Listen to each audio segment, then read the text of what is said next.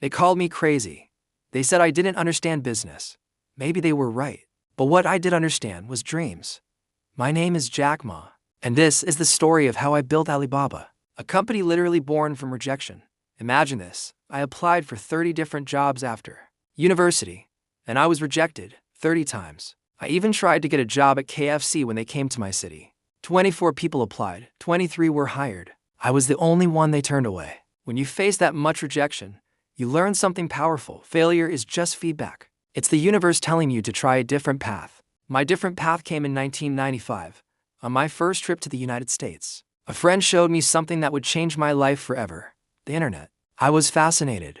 Out of curiosity, I typed the word beer into the search bar. I saw American beer, German beer, but when I typed beer in China, the screen was blank. Nothing. It was in that exact moment a light bulb went off. I knew the internet was China's future, and I had to be a part of it. So I went back to my small apartment in Hangzhou. I gathered 17 of my closest friends. The room was cramped, full of doubt, but also full of hope. I stood before them and said, "We are going to build an online marketplace for China." Honestly, they laughed. They thought I was insane. But, and this is the important part, they stayed. They believed in the dream, even if the plan sounded impossible. And just like that, with no money, no connections, and barely any technology, Alibaba was born. Our mission wasn't to help the big, powerful corporations. It was for the little guy, the small shop owners, the artisans, the entrepreneurs who had a great product but no way to reach a bigger market. We wanted to empower them to sell globally right from their own homes. We were building a platform for the underdogs because we were underdogs ourselves. Then, in 2003, a giant entered our territory. eBay, the biggest e-commerce company in the world at the time, launched in China. Everyone said we were finished. They were Goliath. We were a tiny, unknown David. But I had an advantage they didn't. I knew China. I understood the culture, the people, the importance of relationships. So we did something radical. We launched our own platform, Taobao, and made a bold decision. We wouldn't charge sellers any fees to list their products. While eBay was focused on transactions, we were focused on building a community. We created tools that let buyers and sellers talk to each other, build trust, and form relationships before any money was exchanged.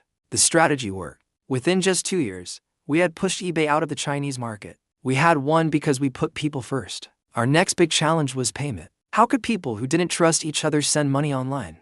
The banks wouldn't help us. The experts all told me, "Jack, this is a stupid idea. It will never work." They said the risks were too high, the regulations too complex. But I knew that for e-commerce to truly explode, we needed a trusted way to pay. So we built our own.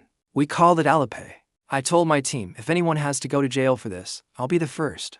That's how much I believed in it. We guaranteed the transactions. We held the money in escrow until the buyer was happy. We built a system based on trust. Today, over 1 billion people use Alipay for everything from buying groceries to paying their bills. The stupid idea became the backbone of China's digital economy. But as the saying goes, the higher you rise, the louder the storm. By 2020, our company and group was ready for the biggest IPO in world history. We were on top of the world.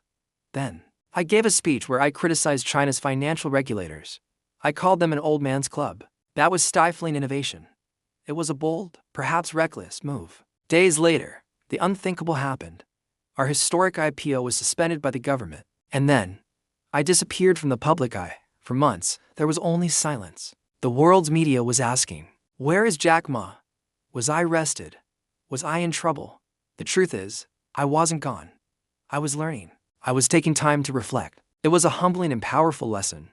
In life and in business, power is always borrowed. It is never truly owned. When I finally re-emerged, my focus had shifted. I wasn't talking about IPOs or stock prices. I was talking about education, about philanthropy, about agriculture, and the environment. I realized that true success isn't measured by how much money you have or how high you climb. It's measured by how many people you lift up along the way. It's about what you give back. My journey has been a roller coaster of failures, triumphs, and profound lessons. From being the guy KFC wouldn't hire, to building a global empire, to stepping back from it all. Looking back, they were right. Maybe I was crazy, but sometimes, you need a little bit of crazy to change the world. I'm Jack Ma, founder of Alibaba, and I built my empire not with money, not with technology, but with unwavering belief. Belief in a dream, belief in my team, and most importantly, belief in the small guy. Thank you so much for watching and sharing this journey with me. If this story inspired you, please hit that like button and subscribe for more content that dives deep into the minds of the world's greatest innovators. We'll see you in the next one.